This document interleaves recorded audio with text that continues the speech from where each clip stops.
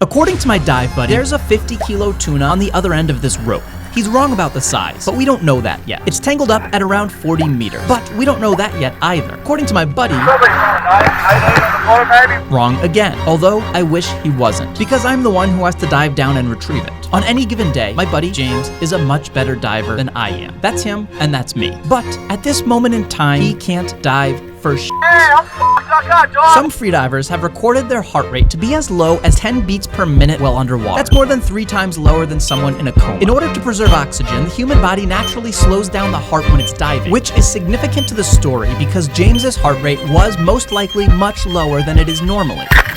Until now. As you can imagine, it just spiked like crazy. Okay, hold on.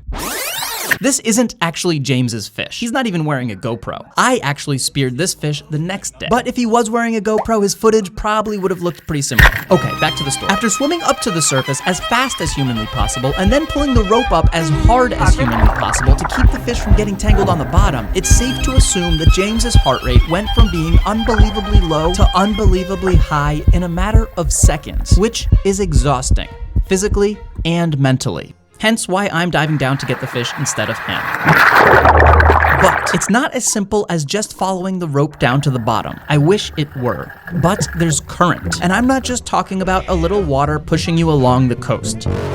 This is Indonesia, with one of the strongest currents on Earth. It's responsible for a bunch of fatalities every single year. And on really bad days, satellites can even pick up the lines of the current from outer space. So the dinghy drops me off way up current, which gives me time to relax on the surface to get my heart rate down before beginning the dive. Untangling line on the bottom of the ocean can be extremely dangerous because it's easier than you'd think to get tangled up down there. And if that happens, you'd better hope that you can cut yourself free.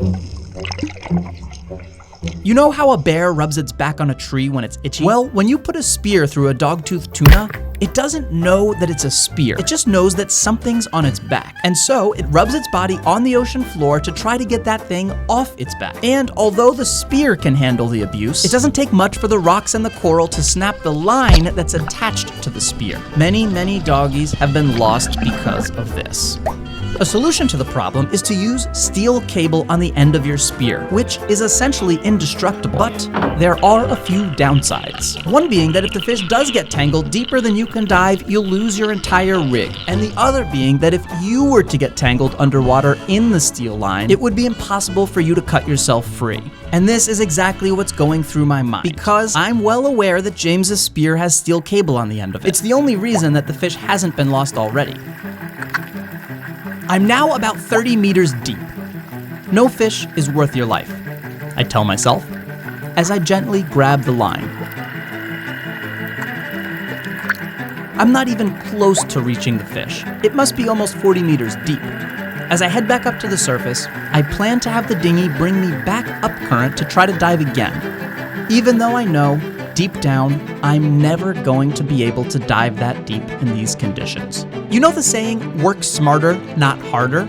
Well, I have an idea. The fish is on the other end of a ledge, here. And as far as underwater tangles go, I've seen much worse. The current is pulling the floats this way, and the pressure is on the edge of the ledge here. So, back on the surface, I grab the floats, and the boat brings me back up current. If I can take the pressure off that corner of the ledge before the current pulls me past it, I might be able to yank the fish up without having to go back down there. I only have a few seconds before the current pulls me past the fish, so I pull as hard as I possibly can.